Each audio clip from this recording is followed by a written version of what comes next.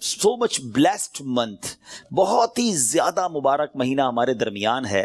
Allah's noble Rasul sallallahu alaihi wasallam stated as regards to the holy month of Shaban, Shaban is my month and Ramadan is the month of Allah Azza wa Jal.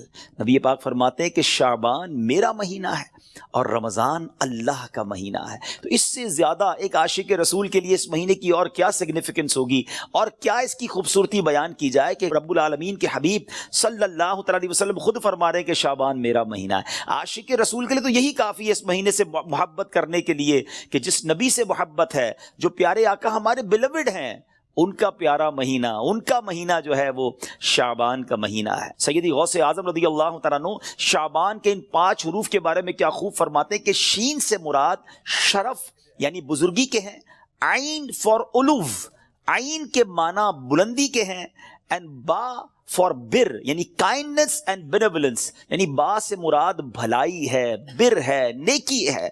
الف for الفت affection, الف سے مراد محبت ہے. And نور for نون، for نور لائٹ، یعنی نون سے مراد نور ہے. غوث پاک فرماتے ہیں so these are the virtues with which Allah Azza wa Jal bestows his servants in this blessed month. یہ وہ 5 برکتیں ہیں جو اللہ تعالیٰ شعبان کے مہینے میں اپنے بندوں پر عطا فرماتا ہے. یعنی یہ وہ مہینہ ہے جو شرف ملنے کا، علو یعنی بلندی ملنے کا، بر یعنی بھلائی ملنے کا، الف یعنی الفت ملنے کا، اور نون یعنی نور ملنے کا دن ہے. اب یہ خوش نصیب ہوتے ہیں جو اس مہینے میں اللہ کو راضی کرنے والے کام کرتے ہیں. رب کریم کی رحمتوں سے یہ 5 چیزیں حاصل کر لیتے ہیں. انفارچونیٹلی کچھ لوگ ایسے ہوتے ہیں کہ شعبان آ بھی جائے تو ان کی لائف میں کوئی چینج ہی نہیں آتا، وہ اپنی لائف میں کوئی ایکسپیرینس نیکی کی طرف اپنا بڑھاتے ہی نہیں ہیں.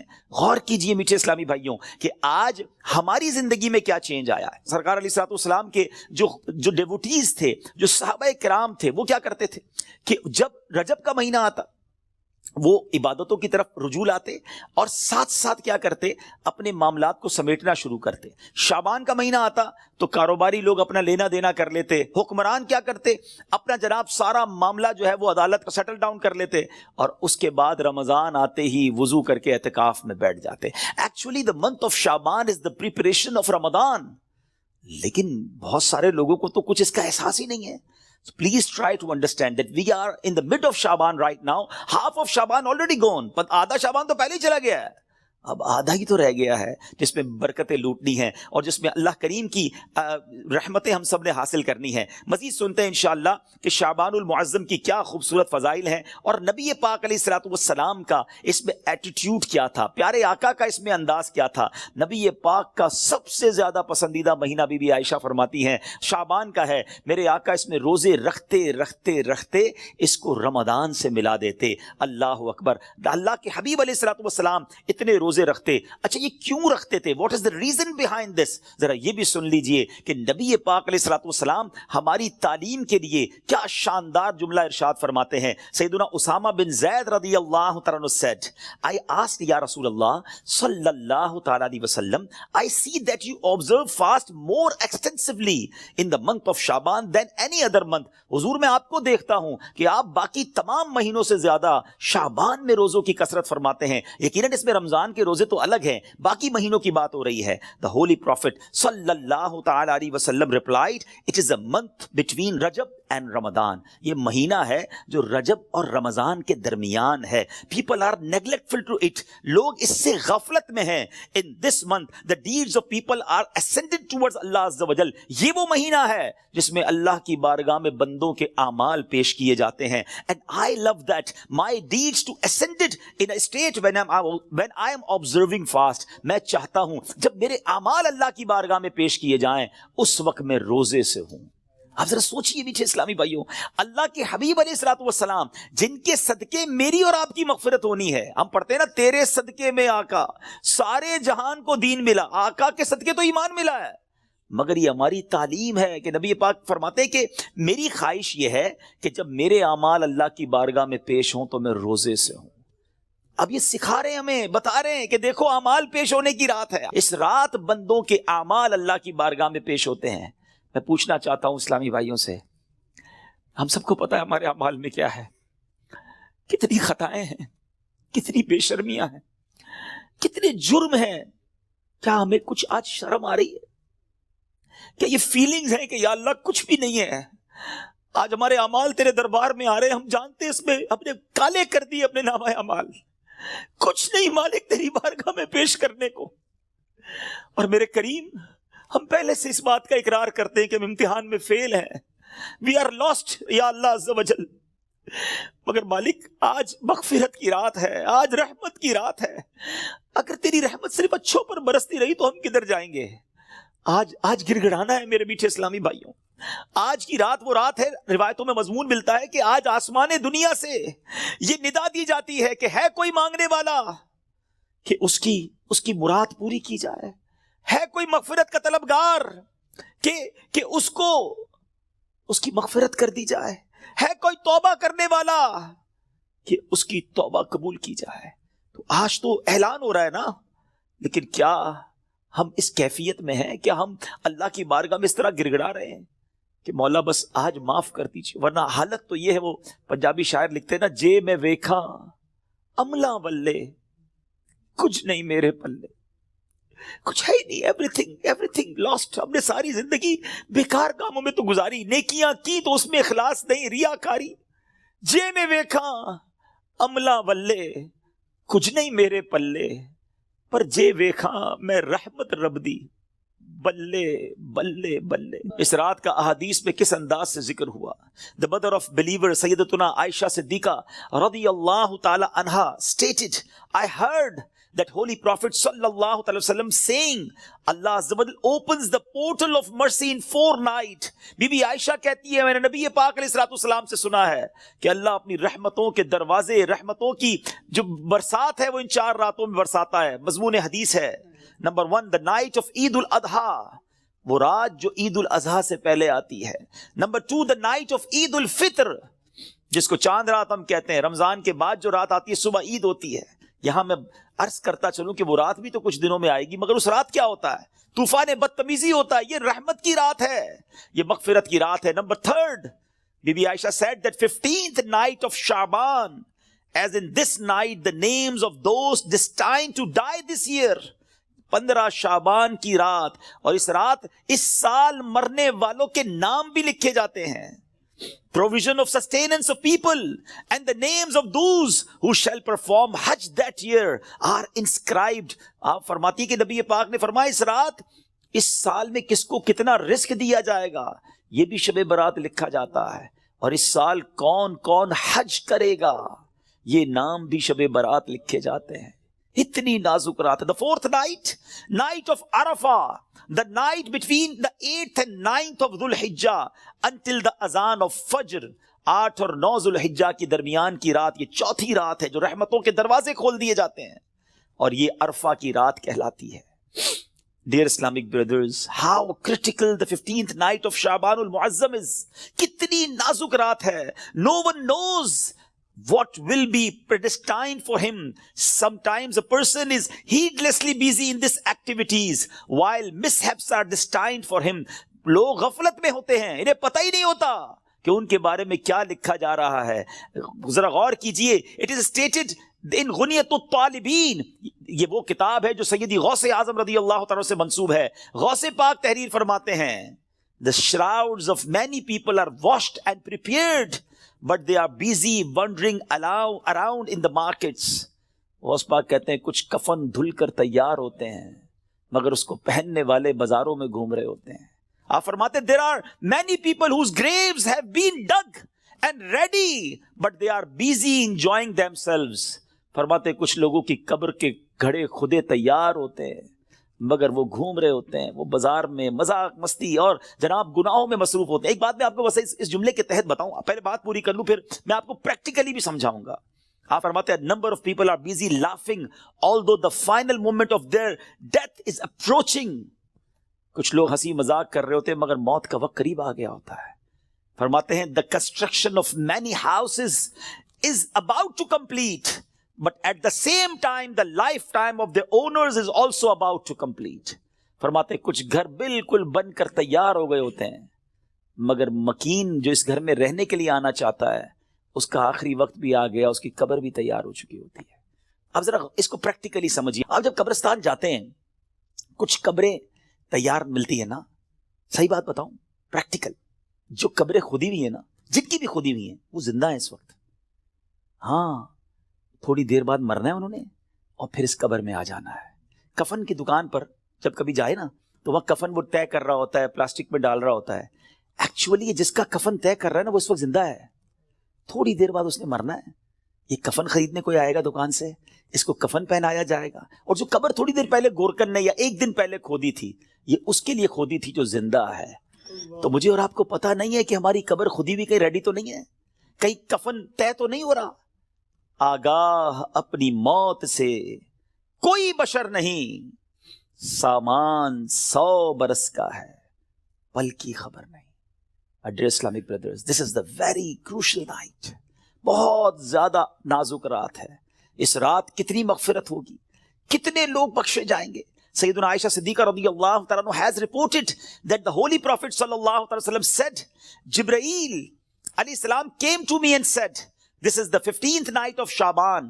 Allah Azza wa Jal frees as many people from the hell as the number of the hairs on the goats of the tribe of Kalb. پیارے آقا فرماتے جبریل امین میرے پاس آئے اور آ کر عرض کی کہ حضور آج 15 شعبان کی رات ہے. اللہ تعالیٰ جو اتنے لوگوں کو جہنم سے آزاد فرمائے گا جتنے قبیلہ بنی کلب کی بکریوں کے بالوں کی تعداد ہے. What is the meaning of that? میں اور آپ تو اپنے سر کے بال کاؤنٹ نہیں کر سکتے, ایک گوٹ کے, ہم ایک بکری کے بال کاؤنٹ نہیں کر سکتے. قبیلہ بنی کلب تو سب سے زیادہ بکریاں پالا کرتا تھا. اٹ مینز ملینز بلینز لوگ آج کی رات بخشے جائیں گے. مگر بٹ ہی عز وجل does not cast merciful sight at an infidel. اس رات بھی کچھ لوگ ایسے ہیں جن پر اللہ تعالیٰ نظر رحمت نہیں فرمائے گا. انفیڈل مشرک پر نظر رحمت نہیں فرمائے گا.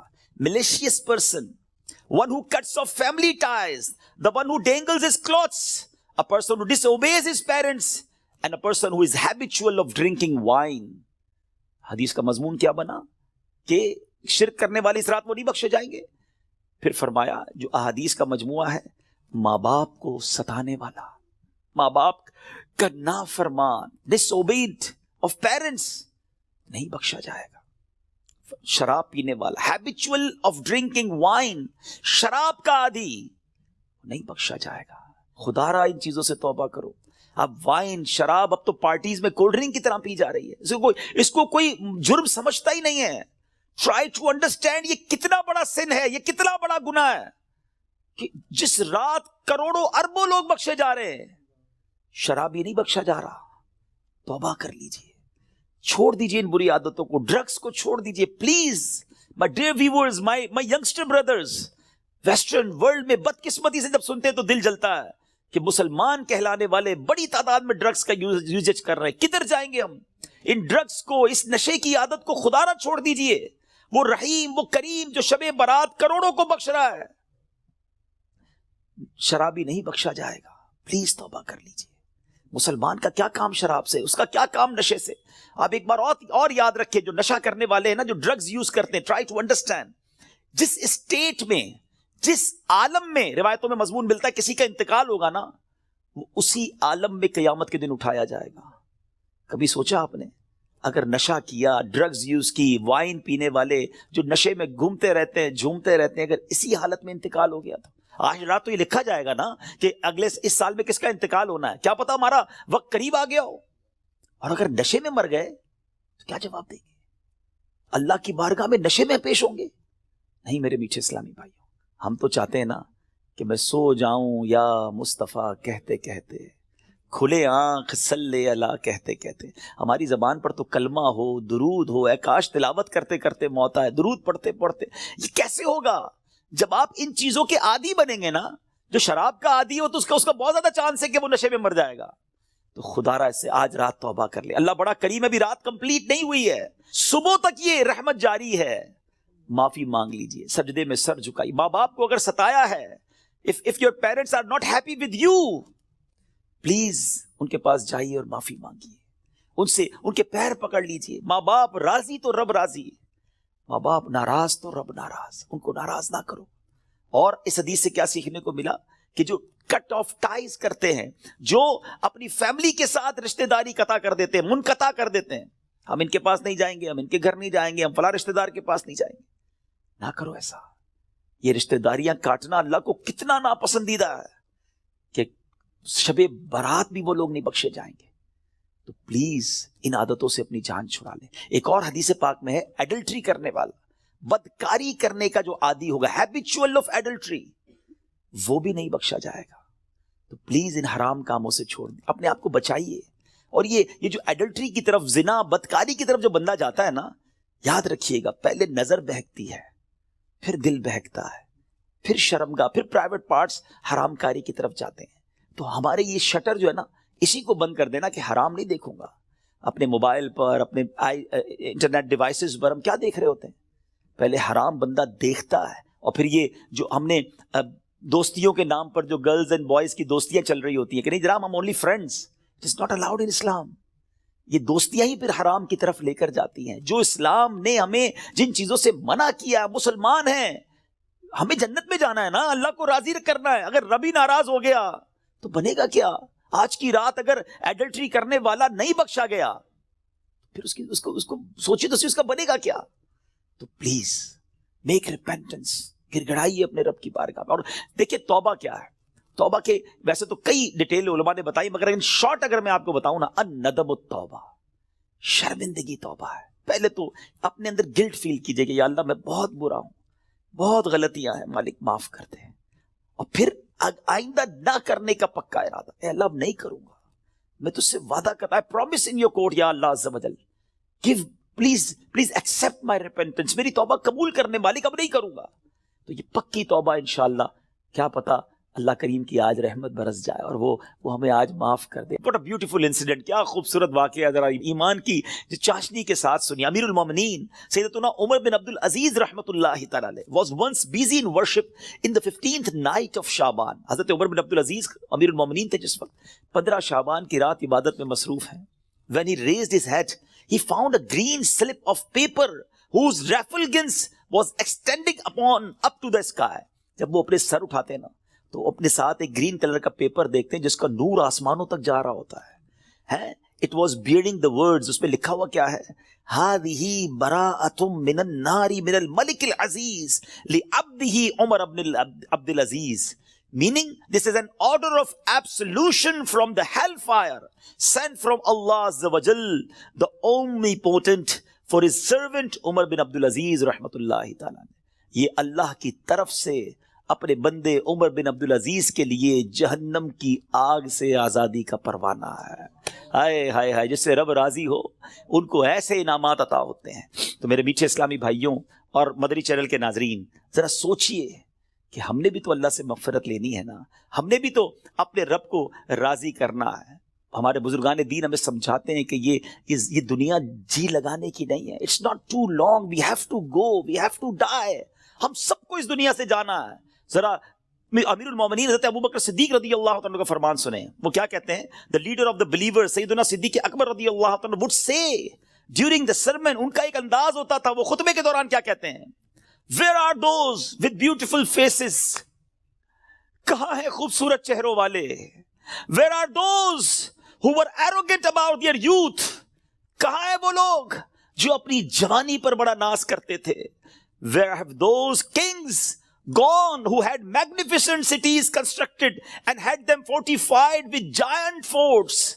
کہتے وہ بادشاہ کدھر ہیں جنہوں نے بڑے بڑے شہر بنائے اور بڑے بڑے قلعے بنائے, ان کی شان و شوکت ہوا کرتی تھی. Where are those who were victorious on the battlefield, کدھر ہے وہ سپہ سالار اور وہ جنگجو جو میدان جنگ میں جیتا کرتے تھے. Without any doubt time has ruined them and they are now lying in the darkness of the grave. بغیر کسی شک کے وقت نے انہیں ختم کر دیا, پامال کر دیا, اور آج وہ اپنی اندھیری قبر میں ہیں. Hurry up, جلدی کرو, exceed in performing good deeds and seek salvation. سیدنا ابوبکر صدیق کہتے ہیں جلدی کرو اور اللہ کو راضی کرنے والے کام کر لو اور نجات حاصل کر لو. کاش یہ باتیں ہمارے دل میں گھر کر جائے. بندہ کہتا ہے یار ابھی تو ایک گھر ہے, 2 بنانے ہیں. ابھی تو چھوٹا ہے, بڑا بنانا ہے. ابھی تو یورپ میں ہے, پاکستان میں بھی گھر بنانا ہے. ابھی تو چھوٹا بزنس ہے, بڑا کرنا ہے. 5 ایئرز بعد یہ ٹارگٹ ہے, 10 ایئرز بعد یہ ٹارگٹ ہے, 20 ایئرز بعد یہ ٹارگٹ ہے.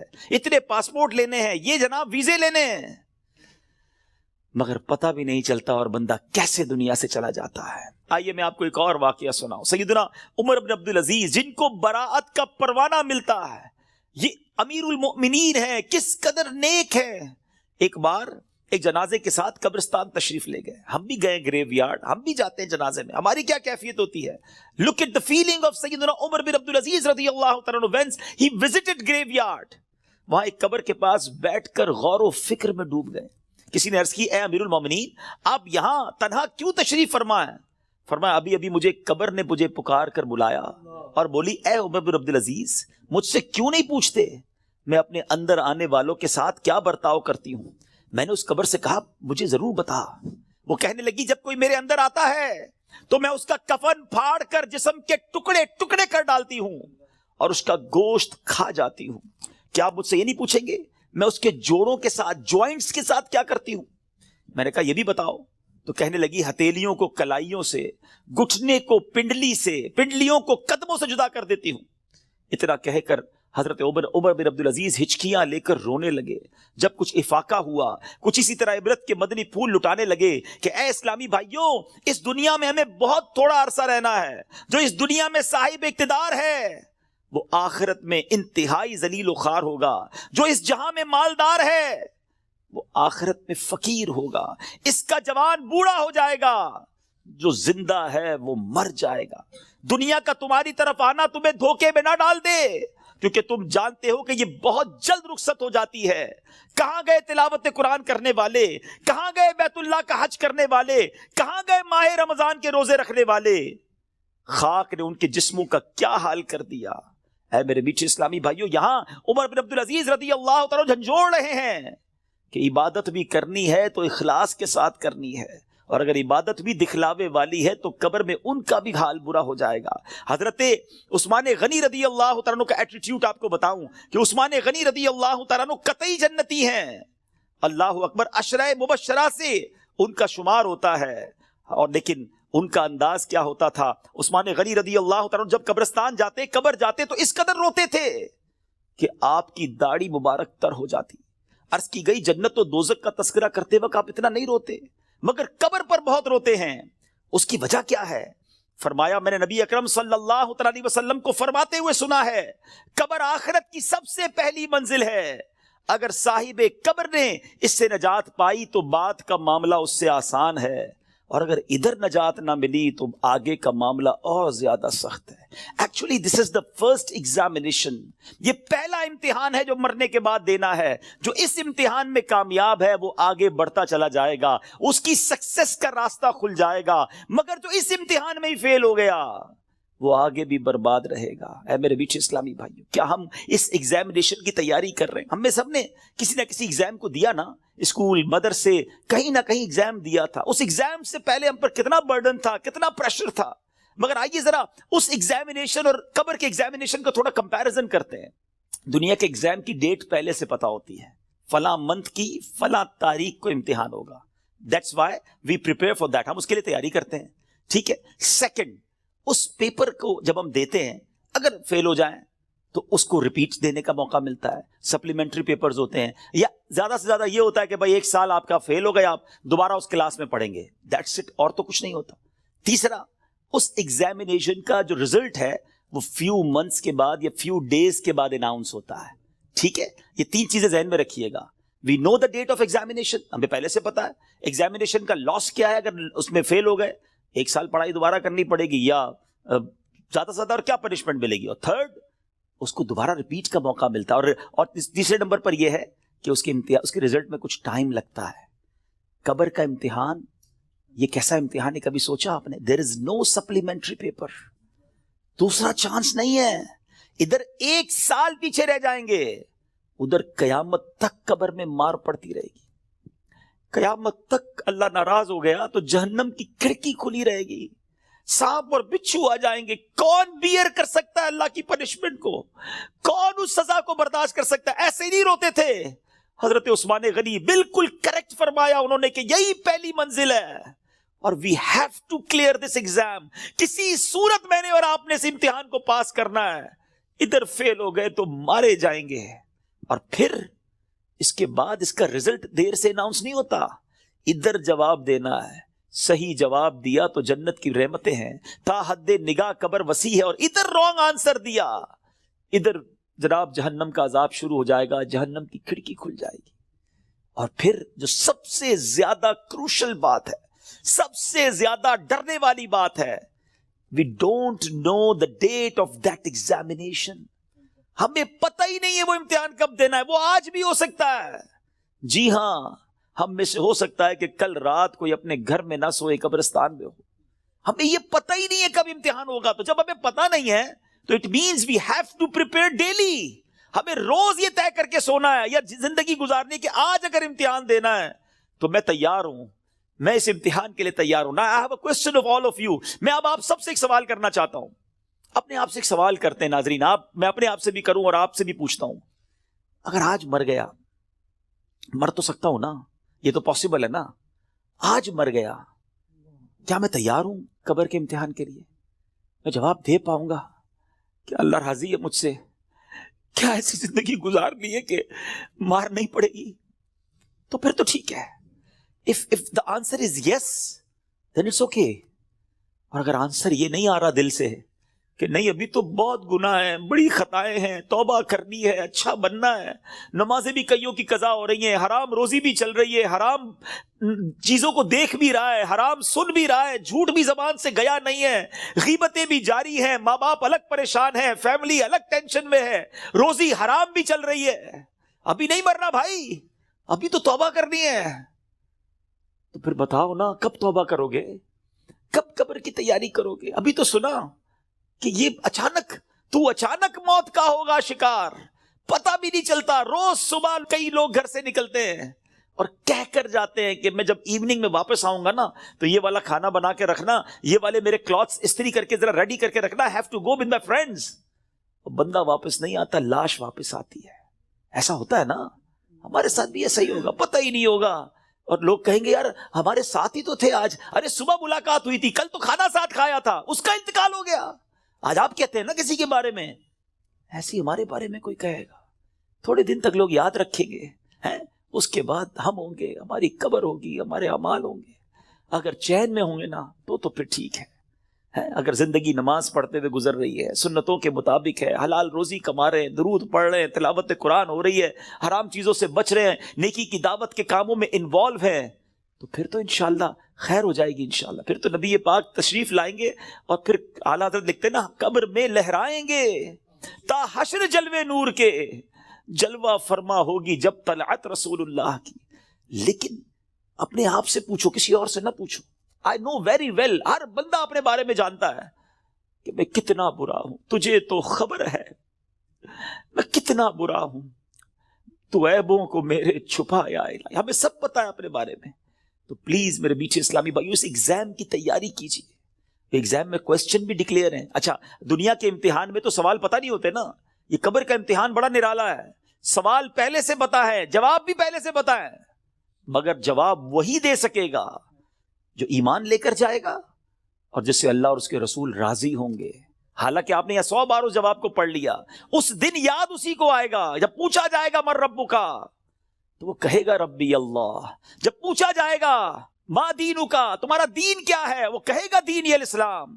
اور پھر ایک پیارا سا چہرہ دکھایا جائے گا اور پوچھا جائے گا تو جس نے نبی پاک پر درود پڑھتے ہوئے, سلام پڑھتے ہوئے ان کی سنتیں اپنائی ہوں گی, چہرے پہ داڑھی سجائی ہوگی, سنت کے مطابق زندگی گزاری ہوگی, وہ تو دیکھ کر عرض کرے گا نا کہ وہی آقا ہیں جن کے لیے میں درود پڑھتا تھا, سلام پڑھتا تھا. اے فرشتوں, میں تو مر کے پہنچا ہوں یہاں اس دل ربا کے واسطے, لیکن ایسی لائف گزری کہ نہیں, کہیں ایسا نہ ہو کہ نبی پاک جب تشریف لائیں تو نبی پاک کی پہچان ہی نصیب نہ ہو, آقا ہی چہرہ نام سے موڑ لیں.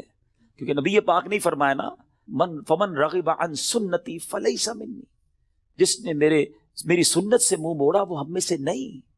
سوچئے, سنت کے بغیر جو زندگی گزار رہے ہیں, حرام کاموں میں زندگی گزار رہے ہیں, گناہ گار تو ہیں مگر بندے تو رب کے ہیں نا.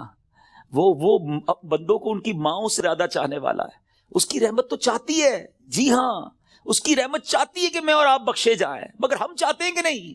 ہمارا یہ انداز ہے کہ نہیں کہ مولا آج ہم بس تیرے دربار میں آ گئے ہیں، مجرم حاضر دربار ہے، سر جھکا لیا ہے، مانتا ہوں مولا میں سب سے برا ہوں، مگر آج بخش دے مالک۔ قبر میں وہ کون سے اعمال ہیں جو کام آئے؟ ہم اکیلے ہوں گے نا، اندھیری قبر ہوگی، کبھی سوچا ہمارے روم کی لائٹ چلی جائے، ڈر لگتا ہے، پنکھا نہ چلے، ایئر کنڈیشن گرمیوں میں نہ چلے تو نیند نہیں آتی، جنریٹر یو پی ایس کتنے انتظام کرتے ہیں، کبھی سوچا کہ قبر میں ہوا آئے گی کہ نہیں؟ اکیلا ہوں گا، کیا ہوگا میرے ساتھ؟ اور اگر اللہ نہ کرے ادھر سانپ بچھو آ گئے، ادھر جہنم کی آگ ہوگی تو ہم کیا کریں گے؟ آئیے میں آپ کو بتاتا ہوں۔ حضرت سیدنا ابو ہریرہ رضی اللہ عنہ فرماتے ہیں کہ جب مومن مردے کو قبر میں رکھا جاتا ہے تو عذاب کی روک تھام کے لیے، عذاب سے سیکیور کرنے کے لیے، سنو وہ کیا سیکیورٹی ہوگی؟ نماز اس کے سر کی جانب، زکوٰۃ رائٹ سائڈ پہ دائیں طرف، روزہ لیفٹ سائڈ پہ بائیں طرف، صدقہ، صلہ رحمی اور لوگوں کے ساتھ حسن سلوک جو ہوگا وہ پاؤں کی طرف آ جاتے ہیں۔ بس جب عذاب اس کے سر کی طرف سے آتا ہے تو نماز کہتی ہے میری طرف سے کوئی راستہ نہیں ہے، جب رائٹ سائڈ سے عذاب آتا ہے تو زکوٰۃ کہتی ہے میری طرف سے بھی کوئی راستہ نہیں ہے، جب لیفٹ سائڈ سے بائیں سائڈ سے عذاب آتا ہے تو روزہ کہتا ہے میرے یہاں سے بھی کوئی راستہ نہیں ہے، پاؤں کی طرف سے عذاب آتا ہے تو صدقہ اور دوسرے نیک اعمال کہتے ہیں ہماری طرف سے بھی داخلے کا کوئی راستہ نہیں ہے۔ یہ سیکیورٹی ہے، نماز، زکوٰۃ، روزہ، صدقہ و خیرات، رشتہ داروں کے ساتھ اچھا سلوک، یہ وہ عادتیں ہیں جو قبر میں کام آئیں گی۔ پلیز ان عادتوں کو اپنا لیجیے۔ آج شب برات قبرستان جانے کی رات ہے تو قبر کو یاد کریں نا۔ Try to prepare for your grave. لوگ کہتے ہیں برائٹ فیوچر ہونا چاہیے، ارے جتنا برائٹ فیوچر کے بارے میں سوچتے ہو کبھی برائٹ گریو کے بارے میں بھی تو سوچو نا، کہ قبر بھی تو برائٹ ہو، وہ بھی تو روشن ہو، ادھر اندھیرا نہ ہو۔ یاد رکھیے گا قبر فقط دو طرح کی ہوتی ہے، دیر از نو تھرڈ آپشن۔ اللہ کے حبیب علیہ الصلوۃ والسلام فرماتے ہیں جس کا مضمون ہے قبر یا تو جنت کے باغوں میں سے ایک باغ ہوتی ہے یا تو دوزخ کے گھڑوں میں سے ایک گھڑا۔ Now we have to decide, we have to think about it۔ ہمیں سوچنا ہے کہ میری لائف ایسی ہے کہ قبر جنت کا باغ بنے گی یا اللہ نہ کرے جہنم کا گھڑا بن جائے گی۔ پیارے آقا مدینے والے مصطفیٰ صلی اللہ علیہ وسلم ایک اور بڑا خوبصورت فرمان فرماتے ہیں، اے سورہ ملک پڑھنے والوں تمہیں مبارک ہو، اے قرآن سے دوستی کرنے والوں تمہیں مبارک ہو، قبر میں دیکھو یہ کیسا کام آنا ہے۔ اللہ کے حبیب فرماتے ہیں بے شک قرآن میں 30 آیتوں پر مشتمل ایک سورت ہے جو اپنے پڑھنے والے کے لیے شفاعت کرتی ہے یہاں تک کہ اس کی مغفرت کر دی جائے گی، اور یہ سورہ ملک ہے۔ تو روز رات مغرب سے لے کر فجر تک کسی بھی وقت آپ سورہ ملک کی تلاوت کریں، یہ قبر میں کام آئے گی۔ کتنے سارے سافٹ ویئرز ہیں ہمارے موبائل میں، ڈیلی کتنے سافٹ ویئر آن کرتے ہیں، کبھی چیک کیجئے کہ ایک دن میں کتنی بار، بعض اوقات ہنڈریڈز آف ٹائم ہم موبائل آن کرتے ہیں، کسی سافٹ ویئر کو آن کرتے ہیں۔ اتنے سارے سافٹ ویئر آن لائن ہوتے ہیں روزانہ۔ جب میں اور آپ چلے جائیں گے نا قبر میں، دنیا سے جائیں گے، یہ سارے سافٹ ویئر آف لائن ہو جائیں گے۔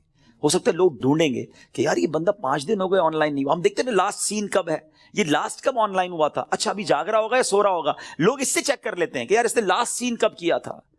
1 دن ہو گیا سافٹ ویئر نہیں آن ہوا، 2 دن ہو گئے آن لائن نہیں ہوا، 3 دن ہو گئے آن لائن نہیں ہوا۔ جب جا کے پوچھتے ہیں تو پتا چلتا ہے بندہ ہی آف لائن ہو گیا ہے، یہ بندہ مر گیا ہے، یہ قبر میں چلا گیا ہے۔ لیکن آپ نے کبھی سوچا یہ سارے سافٹ ویئر آف لائن ہو جائیں گے، جس نے قرآن تھاما ہوگا نا وہ قرآن قبر میں بھی آن لائن ہوگا، وہ قرآن قبر میں روشنی اور نور کا کام شفاعت کرے گا، روکے گا عذاب کو۔ تو اس کو تھام لو نا جو قبر میں بھی آن لائن رہے۔ اس سافٹ ویئر کو کب کھولتے ہیں ہم؟ پچھلے رمضان میں قرآن پڑھا تھا، اب بہت سارے وہ ہوں گے جو اس رمضان میں پڑھیں گے، پورا سال قرآن سے دور، قرآن صحیح پڑھنا آتا نہیں، نہ اس کے تلفظ نہ اس کی تجوید۔ کیا مسلمان ایسا ہوتا ہے؟ کیا قرآن سے اتنا دور رہ کر زندگی اچھی ہے؟ نہیں میرے بیچ اسلامی۔ اللہ کے حبیب علیہ الصلوۃ والسلام فرماتے وہ دل ویران ہے جس میں کچھ قرآن نہیں ہے۔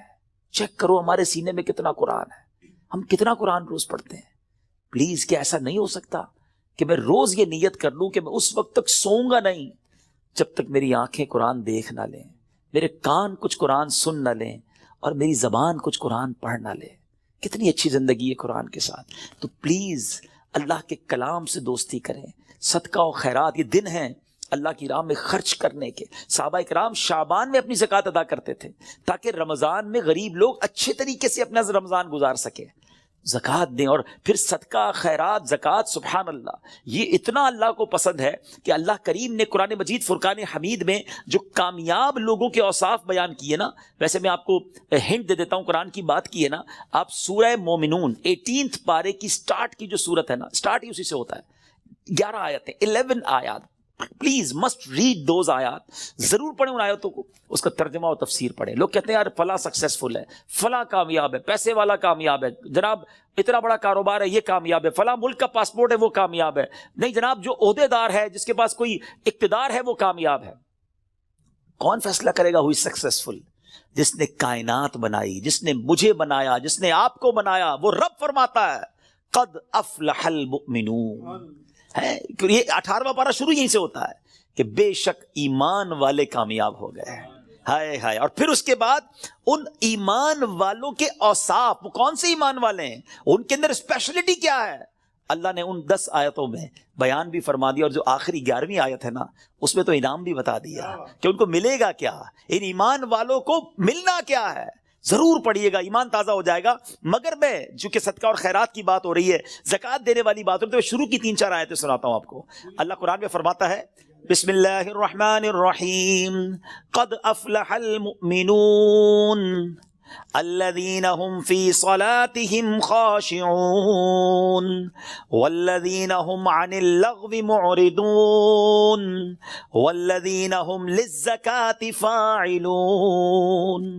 اللہ فرماتا ہے بے شک مراد کو پہنچے ایمان والے ہیں. اب مراد کو پہنچے کیا کرتے ہیں؟ جو اپنی نماز میں گر گڑاتے ہیں. کیا ہماری نمازیں ایسی ہیں؟ اول تو نماز پڑھتے نہیں، پڑھتے تو دھیان کہیں اور ہوتا ہے. فوکس نماز میں خشوع و خضوع ہے جن کی. پھر فرمایا جو کسی بیہودہ بات کی طرف التفات نہیں کرتے.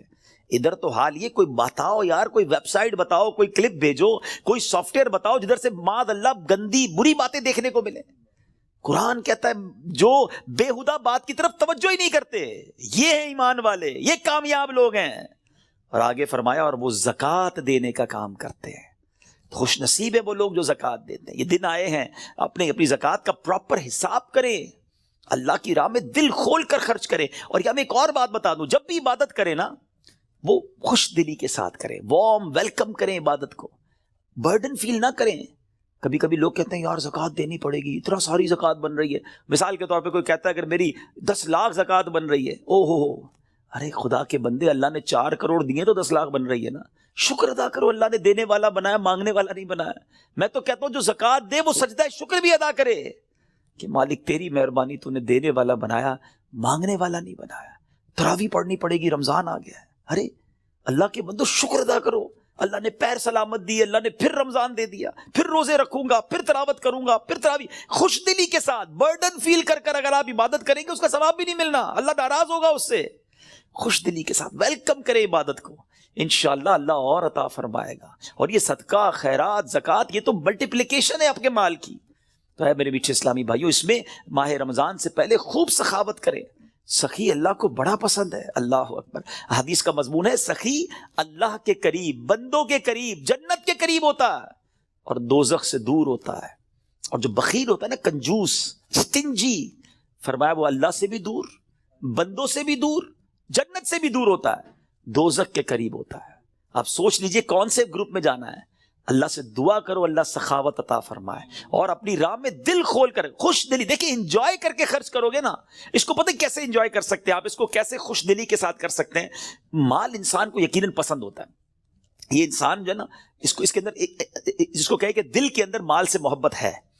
اب اس مال کو خرچ کرتے ہوئے خوشی کیسے ہو، اس کا بڑا پیارا علماء نے طریقہ بتایا کہ بندہ یہ سوچے، یہ سمجھے اور یقین کرے کہ جو میں دے رہا ہوں نا، یہ جا نہیں رہا ہے، یہ میرے ہی اکاؤنٹ میں جمع ہو رہا ہے اور ملٹی پلائی ہو رہا ہے. سبحان. جب یہ آپ کا مائنڈ سیٹ بن جائے گا نا، مثال کے طور پہ ہمارے یہاں لوگ کمیٹی ڈالتے ہیں، BC ڈالتے ہیں، تھوڑے تھوڑے پیسے. کیوں یار؟ مشکل وقت میں کام آئیں گے، اسی لیے ڈالتے ہیں نا.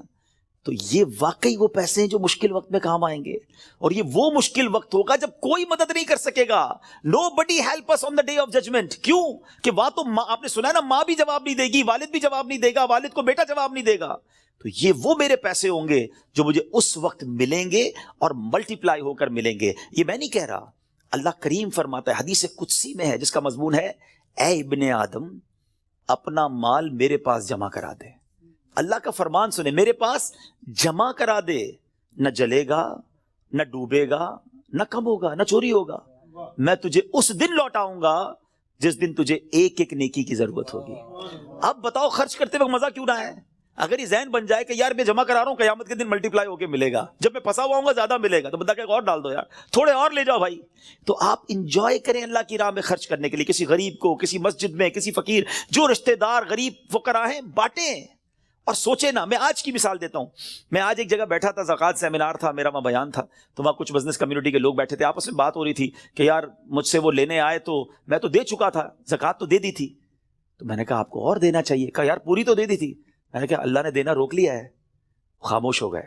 میں نے کہا میں آپ کو حدیث سناتا ہوں, میں نہیں کہہ رہا, اللہ کے حبیب علیہ الصلوۃ والسلام فرماتے جس کا مضمون ہے گن گن کر خرچ نہ کرو ورنہ وہ رب کریم بھی تمہیں گن گن کر عطا فرمائے گا. یہ روک لیتے ہیں نا جو بھائی ہم نے دے دیا جتنا دینا تھا, ارے دیتے رہو. وہ جب دیے جا رہا ہے, آپ جانے والا راستہ بھی کھلا رکھو, وہ اور عطا فرمائے گا. یہ ملٹی پلائی ہے, یہ وہ ایسا سرکولیشن ہے جو آپ کا بڑھتا ہی رہے گا.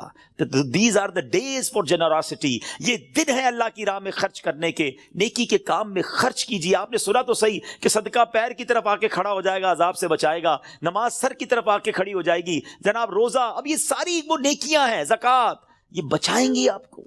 اللہ مجھے اور آپ کو یہ نیکیاں کرنے کی توفیق عطا فرمائے. میرے اعمال کی اس